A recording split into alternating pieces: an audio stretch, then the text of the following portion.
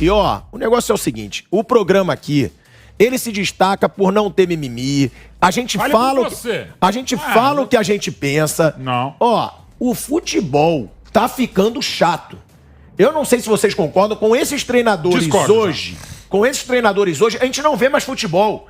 Eu tenho aqui pra falar Silvinho no Corinthians, Rogério Ceni no São Paulo.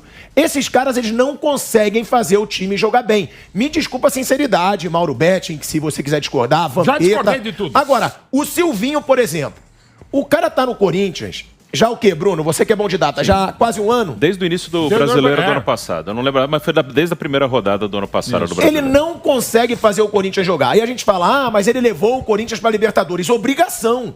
E sem jogar bem, nunca jogando bem. Mais uma vez esse time do Corinthians jogando mal. E a gente vê, aí vocês vão falar, mas estava sem o Renato Augusto e o William. Então, esses caras salvam ele. Fica claro que se esses caras não jogarem, se depender de esquema de jogo, de tática de jogo, o Silvinho não faz o Corinthians jogar, assim como o Rogério Ceni não faz o São Paulo jogar. Eu sei que a gente pede tempo pro treinador trabalhar, Rogério Ceni tá 4 meses no São Paulo, tá bom, mas e o Silvinho? Tem defesa ainda pro Silvinho? Porque Libertadores, pra mim, era obrigação com o time que o Corinthians tinha. Vamp, em nome do corintiano, tem salvação ainda pro Silvinho? Lembrando, Jorge Jesus foi oferecido e negaram por acreditar no Silvinho. Eu achei a maior burrice. Você não. O Silvinho tem salvação? Ele ainda vai fazer esse Corinthians jogar futebol? E o torcedor já fez manifestação, hein? No lado de fora do estádio. Boa tarde a todos, né? Assim, a gente sabe que o Bruno acabou de falar, né? O Silvinho pegou na primeira rodada, né? Sim. Só que agora ele tá pegando com uma pré-temporada, fez a pré-temporada, chegou reforços importantes. Eu acho que tá muito cedo ainda, segunda rodada, para já pensar, tira o Silvinho, tira o Rogério Ceni, né? O Rogério também chegou, tem 3 meses em São Paulo, mas dá para fazer jogar melhor mesmo. Eu acredito que o Corinthians vai jogar melhor na temporada. Mas até quando, Mauros? Até quando que o Silvinho vai ter crédito?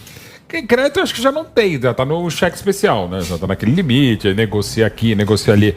É interessante, pegando só os 2 jogos, e sempre lembrando que pro Silvinho, para qualquer time do São Paulo, qualquer lugar do Brasil, ainda é muito cedo para você fazer uma avaliação rigorosa. É a partir da 6ª, 7ª rodada com pré-temporada, embora essa evidentemente tenha sido melhor do que a anterior, por tudo aquilo que a gente soube da pandemia e por esse calendário que não se fecha.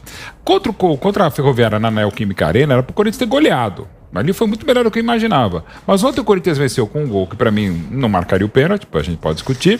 E depois, para variar, o time recuou muito. E o que é pior, mesmo recuando, deu espaços absurdos, generosos pelos lados, né?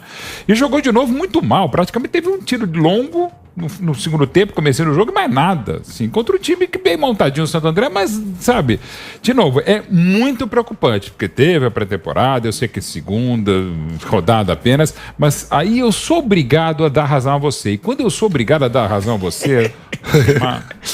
Não é um bom ponto. Não, é um aí ponto fica positivo. difícil. Nada, fica difícil. Mauro César, você também avalia assim? O Silvinho já teve a chance dele, porque o Rogério Ceni ainda tem uma defesa. São 4 meses de trabalho.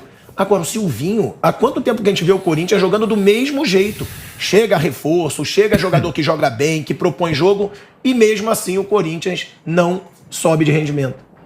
Bem, eu acho que assim, a maior dificuldade hoje também é que se o Corinthians olhar para o mercado não vai ver muitas opções, né? Porque assim, para mim essa história de Jorge Jesus e o Corinthians é parecido com o Soares, com o Cavani, né? Com essa turma toda aí que Diego Costa, cadê? Não tem, né? Aquela conversa toda. Não, um dia descobriram que o Diego Costa era caro. Pô, nossa, descobriram algo depois, no final da história. Boa, que novidade. O que me chama a atenção do Silvinho, assim, negativamente, em relação ao Ceni, por exemplo, o Ceni estava desanimado ontem, nitidamente insatisfeito. O Silvinho parecia satisfeito. E ele deu uma resposta até grosseira ao companheiro Rodrigo Vessone, quando perguntou a ele com relação à postura do time no segundo tempo, né? Que o time recuou, e aí o Santo André começou a atacar e tal, criar alguma situação de desconforto. O pênalti para mim também não existiu. E ele disse, não, o adversário também existe, o adversário sobe as linhas, sobe os laterais e tal. Sim, mas se você tem um time tecnicamente superior, você permite que o adversário te jogue para o seu campo? Não, é uma estratégia também. Para mim, eu vou recuar, vou chamar o adversário, vou jogar no contragolpe e tal, que é quase todos os técnicos brasileiros fazem, né? Assim, o repertório deles é basicamente esse, muito, muito pobre. E ele, eu vou usar a palavra pobre, que foi a palavra que ele usou para avaliar a pergunta, né, a análise do colega, no caso do Rodrigo Vessone.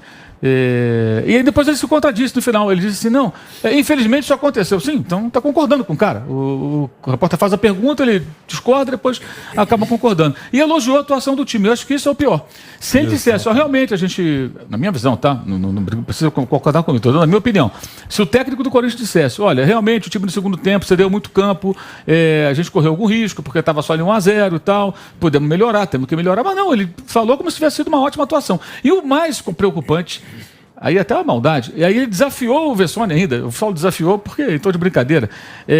Convido você a assistir a partida aí, a brincadeira, né? Pedir pro cara ver o jogo de novo. Nossa outra senhora. vez aquele jogo de novo. Aí você tá de sacanagem, meu amigo. Você tá querendo esculachar o colega, todos nós. É uma tortura, né, Não irmão? dá para ver aquele jogo de novo. Aquele foi o tipo do jogo que você vê por dever de ofício.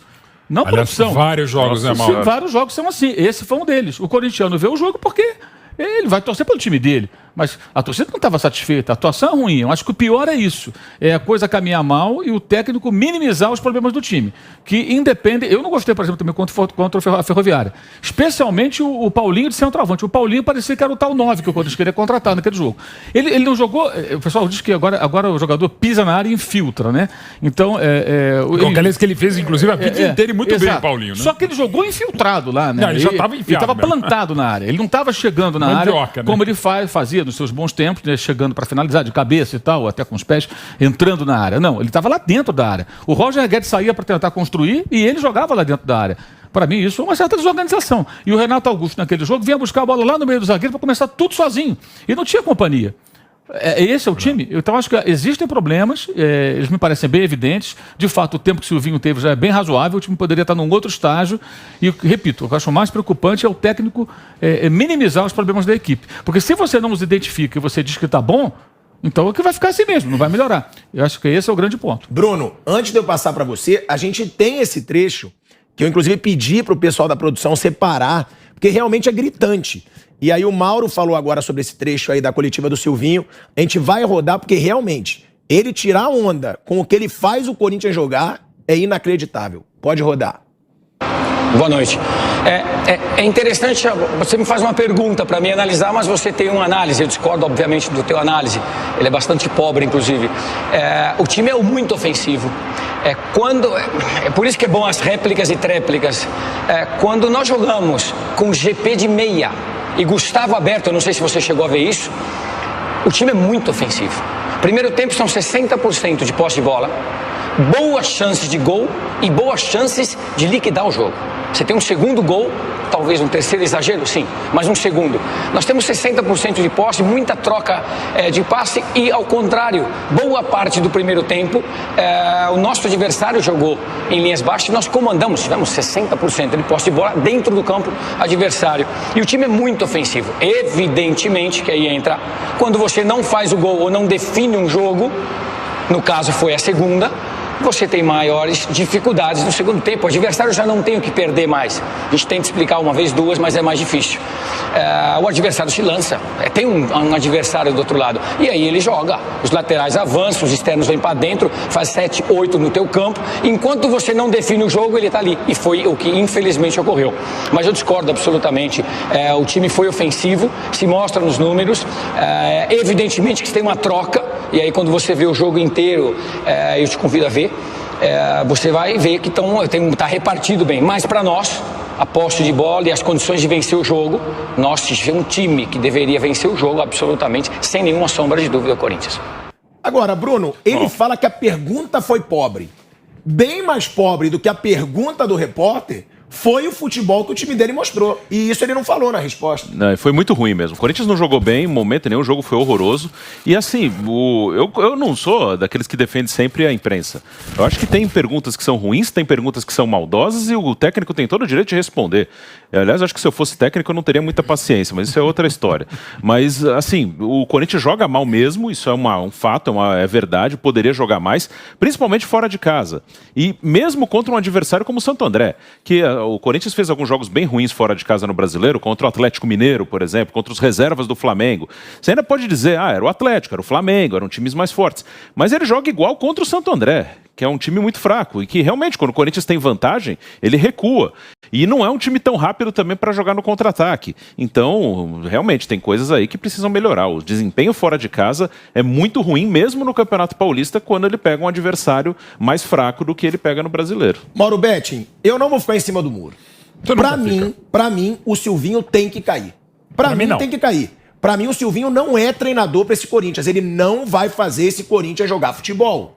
Ele já provou que ele não vai fazer esse Corinthians jogar futebol. Por enquanto, assim, o provou eu acho um termo muito forte e tal, mas assim, eu vou reiterar algo que até o Mauro falou, eu falo bastante também, só em relação à análise que o Silvinho fez.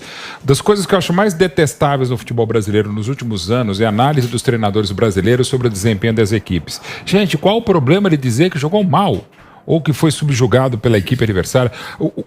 Pegar um exemplo de outro cara, e repito, dois dos caras que eu conheço, antes mesmo de serem treinadores, e com treinadores também, que mais conhecem futebol, lembrando sempre que você conhecer futebol, não necessariamente você vai ser um ótimo treinador. E não estou os excluindo, mas apenas para citar dois que eu respeito muito o conhecimento. O próprio Silvinho e o caso específico o Roger Machado. Quando ele perdeu para o Fluminense pelo Palmeiras em 2018 e logo depois ele foi demitido também pela entrevista coletiva, que parecia que era a primeira academia do Palmeiras jogando no Maracanã em 65. E foi uma atuação horrorosa, mais uma daquela situação, embora o desempenho à época fosse bom. Então o que o Mauro César falou agora é muito real. A análise, se for ver alguns jogos, e não estou falando só do Roger, do Silvio, de muitos treinadores, inclusive os mais experientes também. E pode brigar com a gente, pode brigar com os fatos também, com o futebol e tal, mas tá demais essa coisa, o dissociamento entre o que se vê em campo do que tá lá. Eu ainda acho que o Silvinho tem potencial. Eu não gosto de demitir ninguém. Da onde, Mauro? Da onde tem potencial? Ele tem muito. Ele no Lyon só passou vergonha. Não. Na Libertadores. Só passou vergonha. Na Champions ele até ganhou os jogos dele, mas não estava bem. Tá? 11 jogos, acho muito pouco. No Corinthians já dá tempo para sim. Eu, pessoalmente, até pelo apreço que eu tenho, profissional e pessoal, e pela história que ele construiu como treinador e pelo próprio Corinthians, eu ainda teria mais paciência. Mas, de novo, é uma coisa que eu falo sempre. Eu teria como, digamos, analista, pitaqueiro, tal, jornalista. Ser torcedor do Corinthians, você me pergunta, se o Silvio estivesse tendo esse desempenho no Palmeiras, que é meu time, você teria? Aí, é o que eu tô falando. Não falei nada. Mas é o que eu tô falando. O torcedor do Corinthians vai ter que ficar esperando até quando? Então, pra ele ver o time dele jogar futebol, tá, eu entendo. Assim, já era pra estar melhor. Indiscutível. Já era pra estar melhor. Entendeu? Porque a única defesa foi pra Libertadores. O Vampeta até saiu do programa aqui. Mauro César, o Vampeta até saiu. Ele tá constrangido, ele até saiu. Olha lá. Cadê o Vampeta? Mas, ô Mauro, não chega a ser constrangedor. O Vampeta é invisível, igual o jogo do Campeonato Carioca. É isso. É até muito visível em vários lugares, né? Porque hoje você precisa ter um guia pra saber e o que tá passando. O Mauro fez uma observação boa, igual os jogos do Campeonato Carioca, porque pagou transmissão e não estão passando pro torcedor. Além disso, mas quando se paga aqui também a gente não sabe direito em qual lugar. Agora, ô Mauro, você não concorda que ele já teve o tempo dele? Já deu. O Corinthians não vai jogar futebol com o Silvinho. E outra, vai pra Libertadores. Todo mundo vai pra Libertadores hoje em dia no futebol brasileiro. Metade só do brasileiro passando. O G9 praticamente. Classificar Libertadores já não é aquele mérito todo. Então, pra mim, ele não teve mérito. Ele só fez esse Corinthians jogar mal. Você acha, Mauro, que ainda tem como esperar alguma coisa do Silvinho? Inclusive, no final do Brasileirão, o Corinthians foi ultrapassado pelo Fortaleza, né? O Fortaleza ficou à frente do Corinthians com um elenco muito mais modesto, investimentos muito menores, não tem como comparar. Eu acho que o Silvinho, qual era o crédito do Silvinho quando assumiu o Corinthians? História no clube, carreira brilhante como jogador, passou por várias equipes importantes e tudo. Vem, Vampeta. O Vampeta agora... Ele tá voltando. Ele tá menos constrangido. Que trocar. Tava no banheiro? Atrapalhou mal. Não, o patrão chamou. Ah, você não tava no banheiro, não? Não, o patrão chamou. Ou seja, chamou pro cantão, né? Claro que não. Pra dar aumento. Tá até suado. Olha lá, opa! Era melhor levar esse porro do Evaristo. Fala, Mauro. Então, mas,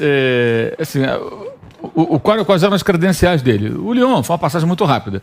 Foi auxiliar do Tite, o Tite tem uma história muito longa no Corinthians, foi jogador do clube, passou por clubes importantes. O Silvinho teve uma carreira brilhante, jogou em grandes equipes, grandes treinadores. Então, acho que é mais assim, a teoria, né? O perfil parece de um jovem treinador com potencial, né?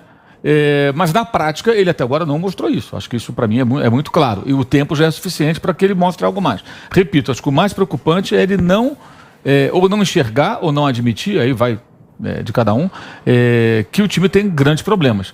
Inclusive no segundo tempo, o Fortaleza, o Santo André finalizou bem mais que o Corinthians. Foram 11-7. Primeiro tempo, o Corinthians finalizou mais, teve mais posse de bola, concordo. Acho que os números que ele fala ali, que ele cita na resposta ao Rodrigo Vessoni, eles são mais compatíveis com a primeira metade do jogo. A segunda metade, não. Que é justamente quando o time de fato recua. Marca lá atrás. Recua, marca lá atrás e chama o Santo André. Isso é uma coisa que eu não consigo entender no futebol brasileiro, por que tantos treinadores fazem isso. E eu esperava do Silvinho algo diferente. Como, por exemplo, eu sou o Corinthians, jogo contra o Santo André, eu faço 1-0 num pênalti que eu ganhei de presente ainda por cima, porque acho que não foi pênalti. Eu vou fazer o segundo gol, vou matar esse jogo. Eu vou jogar em cima dos caras. Vou fazer o segundo, quem sabe o terceiro, eu liquido esse jogo e fico tranquilo. Não, você fica flertando com o perigo, né? Até o final. Por que isso? Se você tem um time melhor, mesmo com os desfalques que o Corinthians teve ontem, e ainda está satisfeito com isso, se ele pelo menos demonstrasse algum inconformismo, não está bom. Temos que melhorar, menos mal. Mas ele parece satisfeito. Aí é para ficar preocupado. Mas vai contratar quem? Essa é a grande questão. Jorge Jesus. Parece que ele foi oferecido pro Corinthians. Parece que é um pouco caro o Jorge Jesus, né? Parece que o Corinthians já está mais do que no cheque especial, como disse o Mauro Betti. O Corinthians está sempre muito além. Aliás, o Corinthians é o clube que comemora quando a dívida, o seu presidente comemora em coletiva, que a dívida continua perto de 1 bilhão. Quase um ano depois, o Vamp não cresceu do bilhão. O Vamp também defende isso. Não, mas assim, você pegar. A dívida é maior por causa do estádio, né? Você pegar uma dívida de 1 milhão. Essa é a dívida fora do estádio. É isso que eu tô falando. Porque eu calculo assim, o cara fala assim, Benta, como é que você faz o cálculo? Eu vende 3 jogadores arruma 3 jogadores para vender a 50 milhões de euros, dá quase 1 bilhão. Tá, mas e o estádio? O estádio ninguém vai pegar e botar nas costas e levar e tirar. Essa teoria vampetista. Mas é mesmo, mas o cara não vai pegar, não tem como. Vai ter que pagar. A dívida tá lá. Já vai pegar o estádio. Vai estar lá Itacara. Ninguém vai pegar o estádio, botar nas costas e sair correndo com ele.